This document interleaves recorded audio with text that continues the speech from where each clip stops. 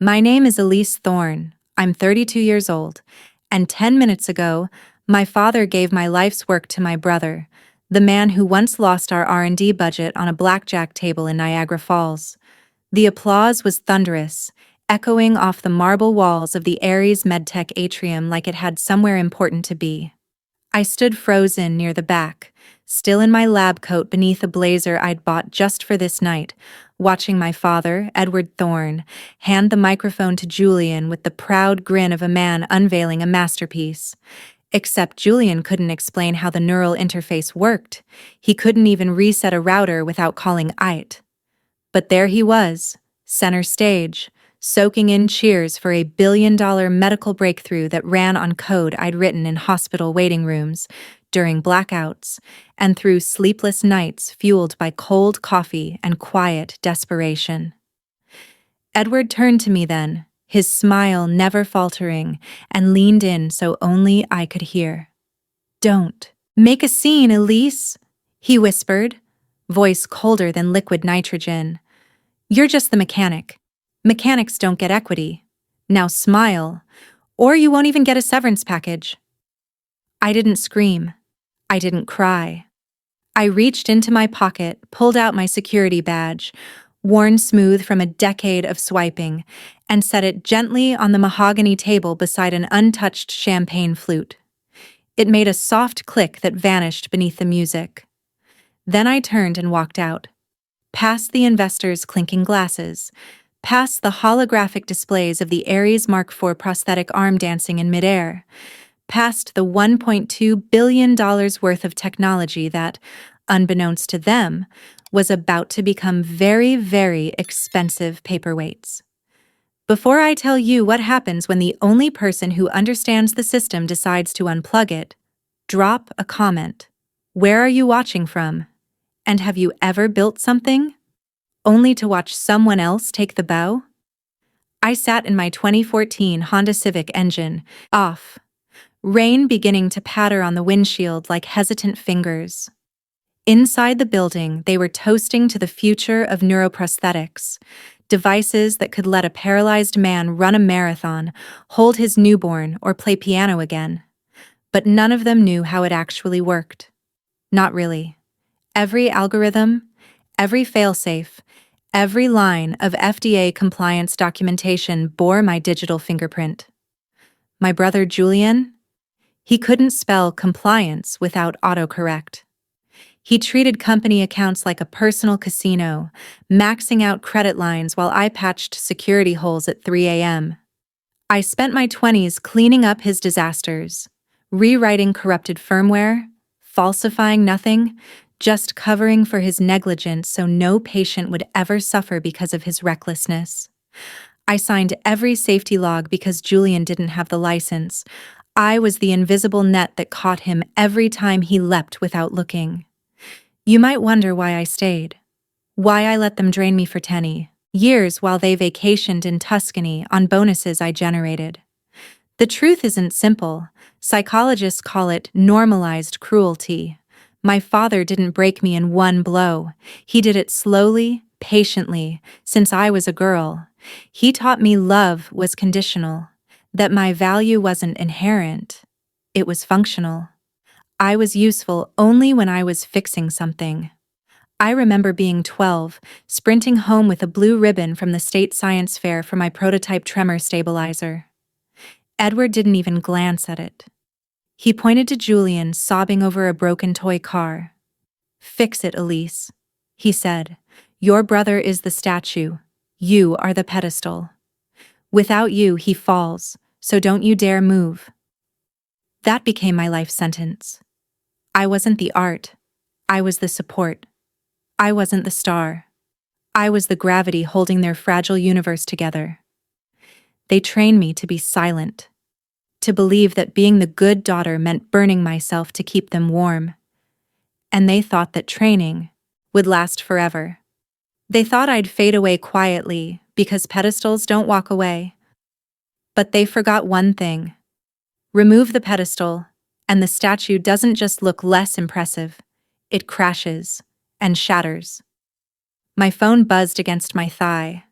a vibration I knew better than my own pulse. 5:00 p.m. The daily automated prompt from the Aries central server. For 3,600 days straight, I'd answered it without fail. I pulled it out. The screen glowed softly. Biometric handshake required. Level 5, Administrator. Authorized daily operations. I'd pressed accept on Christmas morning while my family opened gifts without me. I'd done it during my best friend's wedding, hiding in a bathroom stall. I'd done it with the flu, on bad dates, even as I buried my grandmother. That green button was the leash tethering a billion-dollar empire to reality. Edward thought firing me stripped me of power. He thought my plastic badge was the source. He didn't understand. He hadn't just built a company. He'd built a kingdom of Class 3 medical devices that legally required a licensed monarch to function. And he'd just exiled the Queen. I propped my tablet on the steering wheel. The gala was live streaming. On screen, Edward laughed, clinking glasses with the lead investor.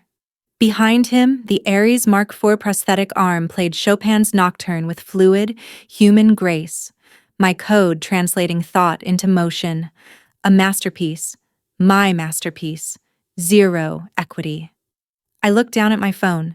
My thumb hovered. Green meant peace. Red meant war. I didn't hesitate. I pressed decline. Instantly, a new message flashed. Authorization denied. Initiating emergency protocol. On the live stream, the piano music cut off mid-note. The arm froze. Fingers locked in a protective rigidity mandated by federal law. The sudden silence in the ballroom was louder than the applause had been. Edward frowned, tapped his glass, waved at the sensors. Nothing. Then came the sound. A low, rhythmic beep, beep, beep. The FDA-mandated alarm for unsupervised operation. Investors stopped drinking, exchanged glances. Julian rushed to the console, face pale, jabbing at the screen like a child trying to start a stalled car. A red banner scrolled across the main display. System locked down. Unauthorized operation. Licensed supervisor missing. All units disabled. Edward's smile vanished. His eyes darted around the room, searching for the ghost he'd just banished. I took a slow sip of lukewarm water from the bottle in my cup holder. The show was just beginning. My phone screamed, the ringtone I'd assigned to my father. Requiem. I answered. Didn't say hello. Turn it back on right now, Elise, Edward roared, voice distorted by panic. I know you did this. Behind him, chaos, shouting, chairs scraping, that relentless beep. I didn't rig anything, I said, calm as still water. You said I'm just the mechanic, and since I don't work there anymore, I can't authorize the protocols. Don't give me that garbage. You sabotaged the fleet. I'll sue you into oblivion. It's not sabotage, Dad. It's the law. Class 3 devices require a licensed supervisor present. No biometric signature, no operation. That's not me. That's the FDA. My mother's voice cut in, breathless, high-pitched, the same tone she used when I was 8 and broke a vase. Elise, please, how could you do this to your brother? This was his night. I closed my eyes. There it was. The pivot from threat to guilt. As if Edward hadn't just erased me. I didn't destroy the family, Mom. You did. When you watched him hand my life's work to a gambler and called it fair. Edward snatched the phone back. Give me the override code, now. There is no code, I said. It's my thumbprint, unique vascular pattern, licensed engineer only. Then get back here and unlock it. I can't. You fired me, and mechanics don't get equity, remember? Unless you're ready to sign over 50% in the next 5 minutes. My thumb stays with me. Silence. Then, weakly, you can't do this. I just did. Good luck with the investors, Dad. I hear they hate surprises. I tapped end call.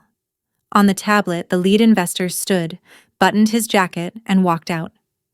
Edward chased him, grabbing his arm like a beggar. I put the car in gear. I wasn't going home. I was going back.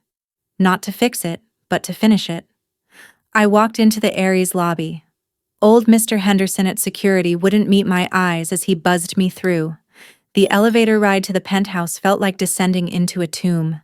I expected lawyers, a settlement offer. Maybe a check with too many zeros, wrapped in false remorse. I was naive.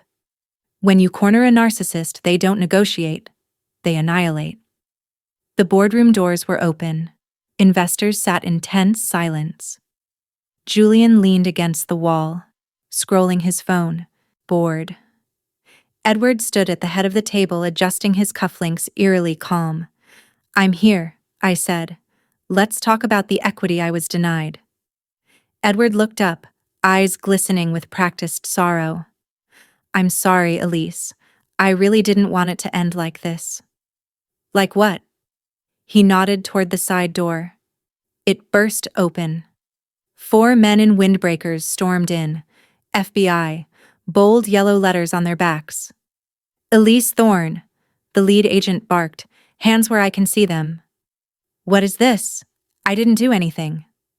Sworn affidavit from CEO Edward Thorne alleges corporate espionage, wire fraud, and deployment of ransomware. Cold steel snapped around my wrists. I looked at Edward. He held up a manila folder, voice trembling with Oscar-worthy grief. "She rigged the system, demanded 50% to unlock it. It's extortion." The investors stared at me with disgust. To them, I was just a bitter ex-employee burning down the house. "It's a safety protocol," I said, voice shaking. "Check the code." "Save it for the judge," the agent growled. Julian sauntered over, grinning. "Told you, sis. Dad's always one step ahead. Enjoy prison." My mother sat in the corner, eyes down, complicit in her silence.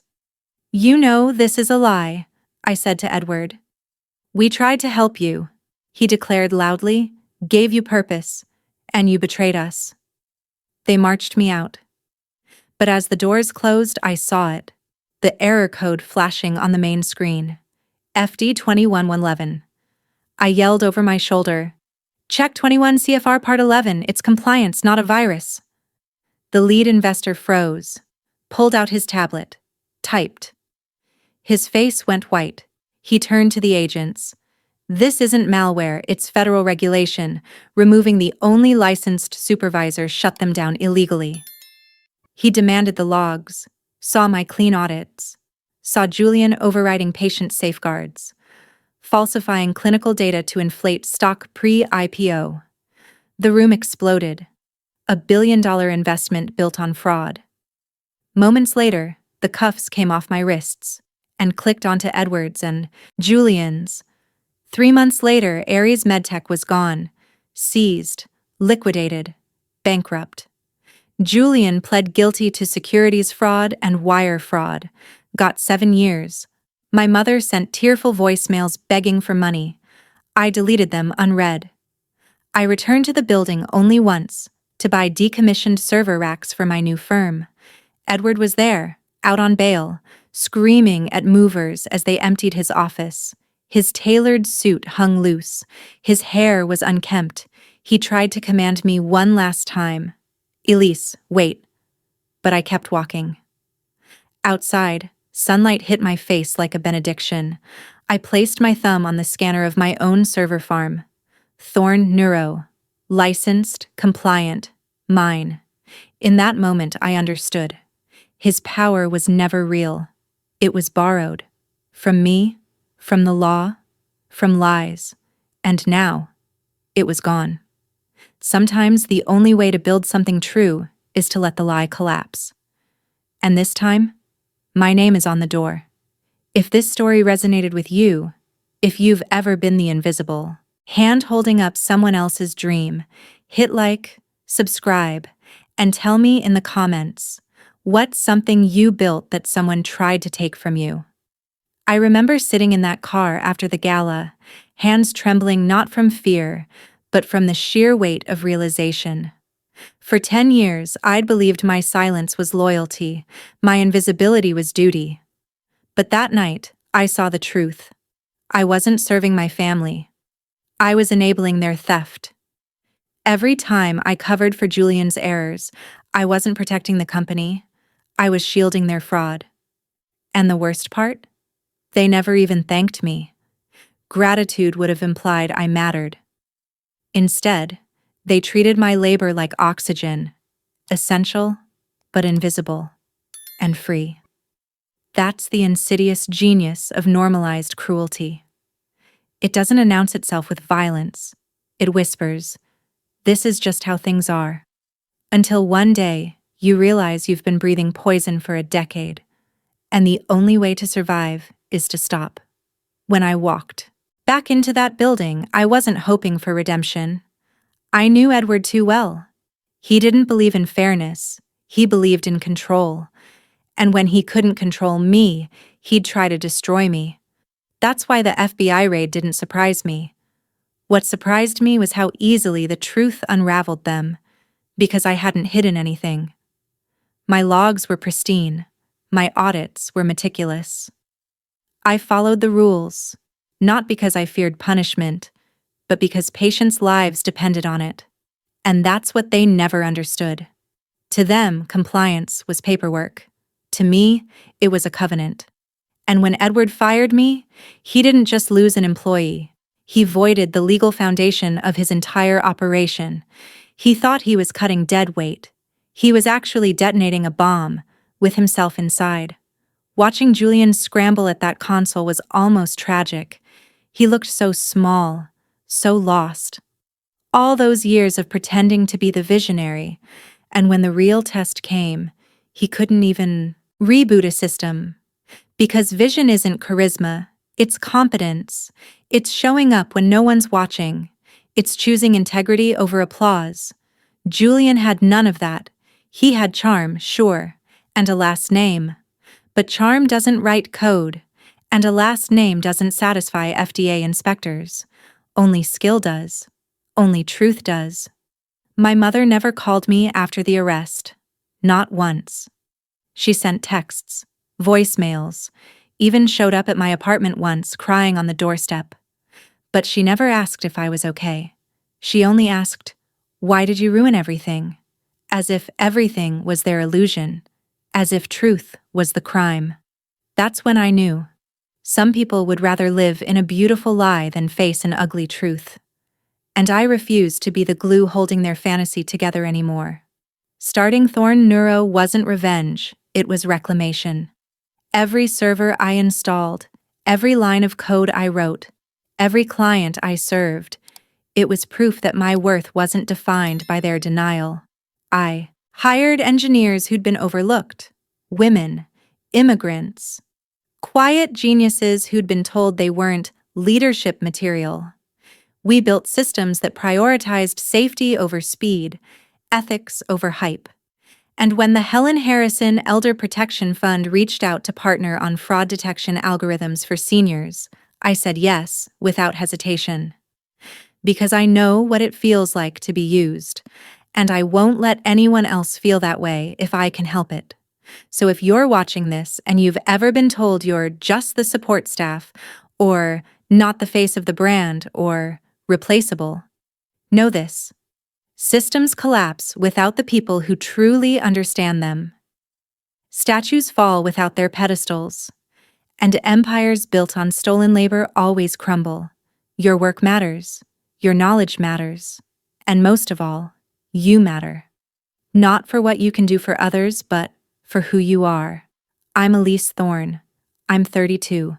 And I'm finally building something that's mine. If this story moved you, please like, subscribe, and share it with someone who needs to hear it. And in the comments below, tell me, what's something you built that someone tried to take from you?